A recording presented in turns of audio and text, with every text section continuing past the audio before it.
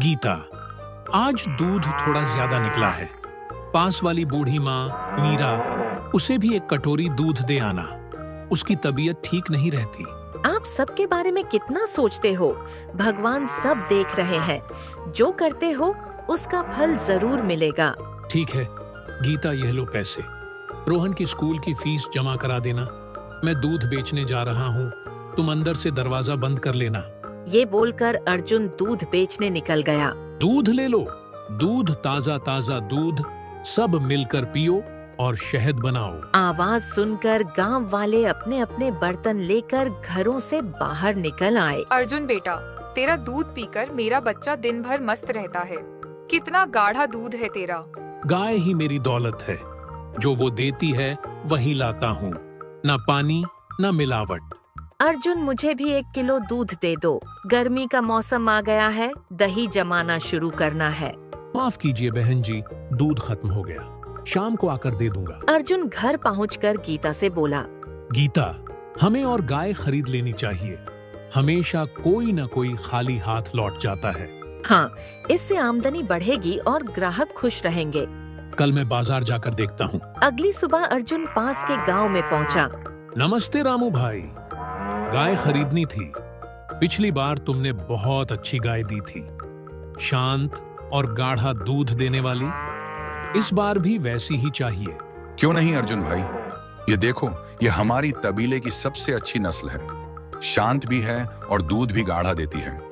अर्जुन ने उस गाय और उसके बछड़े दोनों को खरीद लिया। घर लौटते वक्त अचानक मौसम खराब हो गया। अर्जुन गाय और बछड़े को लेकर जल्दी घर की ओर भागा। घर पहुंचा तो उसने देखा कि बछड़ा गायब था। अभी तो साथ में ही आ रहा था, लगता है रास्ते में छूट गया। तुम गाय को संभालो, मैं बछड़ा ढूंढने जाता हूँ। अर्जुन बछड़े को ढूंढने निकल पड़ा। कुछ दूर जाकर उसे गाय की आवाज सुनाई दी। वह आवाज का पीछा करते हुए पहुंचा तो देखा कि एक गाय और बछड़ा उसकी ओर आ रहे थे। बछड़े को देखकर अर्जुन खुश हो गया। जैसे ही उसने बछड़े को पकड़ा, गाय रुक गई। लगता है तुम भी अपने बछड़े की तरह खो गई हो, चलो मेरे साथ। ये क्या जी, आप बछड़ा लाने गए थे और साथ में गाय भी ले आए। जंगल में यह गाय हमारे बछड़े के साथ आ रही थी। इसने हमारे बछड़े की रक्षा की, तो इसकी रक्षा करना भी हमारा कर्तव्य है। अगले दिन अर्जुन ने सोचा कि पास में रहने वाले मनोज को गायों की देखभाल के लिए रख लिया जाए। मनोज पहले से काम मांग रहा था। अर्जुन और मनोज मिलकर गायों का दूध निकालने लगे। अर्जुन ने मनोज से कहा, अरे मनोज, बछड़े को उसकी माँ के पास थोड़ी देर छोड़ दो, उसका पेट भर जाएगा। फिर वो दूध बेचने निकल पड़ा। दूध ले लो, दूध, ताजा ताजा गाढ़ा दूध। आवाज सुनकर गांव वाले अपने अपने बर्तन लेकर घरों से बाहर निकल आए। आज सबको दूध मिलेगा, कोई खाली हाथ नहीं जाएगा। क्या बात है अर्जुन, कोई जादू हो गया क्या? कोई जादू नहीं काका, मैंने एक और गाय खरीद ली है। अब जितना मन हो दूध ले लो। उस दिन अर्जुन का सारा दूध बिक गया। अर्जुन घर लौटा तो देखा कि बछड़ा उस जंगल वाली गाय का दूध पी रहा था। लगता है मनोज बछड़े को बांधना भूल गया। तभी गांव का सेठ विकास आया और बोला, अर्जुन, मुझे 1 किलो दूध दे दो। सेठ जी, दूध तो बिक गया, लेकिन फिर भी देखता हूँ। इस गाय से थोड़ा निकल जाए तो दे दूंगा। अर्जुन ने जैसे ही दूध निकालना शुरू किया, गाय से अपने आप दूध बहने लगा। बाल्टी भर गई। अर्जुन हैरान था। उसने कहा, बंद हो जा। और दूध रुक गया। फिर उसने कोशिश की, दूध फिर बहने लगा। गीता, यह तो कमाल हो गया, यह गाय चमत्कारी है। मैंने कहा बंद हो जा और दूध रुक गया। यह तो कमाल हो गया। क्यों ना हम गांव में दूध की दुकान खोल लें। इतना दूध तो हम अकेले नहीं बेच सकते। यह लालच तो नहीं है ना? नहीं तो हम बर्बाद हो जाएंगे। अच्छी तरह से सोच लो गीता। नहीं अर्जुन, समझदारी है। यह मीरा जी का आशीर्वाद है। अर्जुन ने दूध की दुकानें खोल दी। उसका काम चलने लगा और वो इस पैसे से बड़ा घर बना लिया।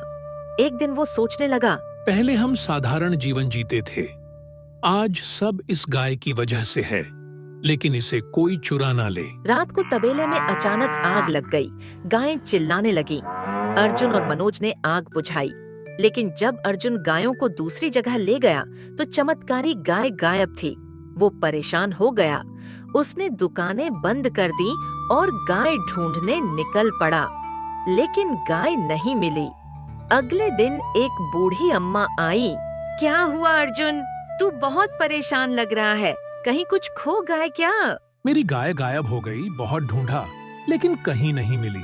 तू चिंता मत कर बेटा, पशु अपने मालिक से ज्यादा देर दूर नहीं रहते, वो लौट कर आ जाएगी। उसी रात अर्जुन को सपना आया कि उसकी गाय, जिसे उसने रूपा नाम दिया था, कोहरे में से आ रही है।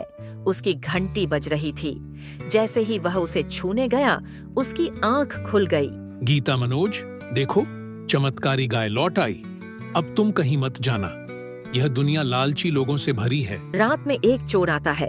रूपा जोर जोर से रभाना शुरू करती है। अर्जुन दौड़ कर आता है और चोर भाग जाता है। अर्जुन ने रूपा को सुरक्षित कमरे में बंद कर दिया। अरे मनोज, कल रात जब तबेले से आवाज आई तब तुम कहाँ थे? मालिक, मैं गहरी नींद में सो रहा था, मुझे तो आवाज सुनाई नहीं दी।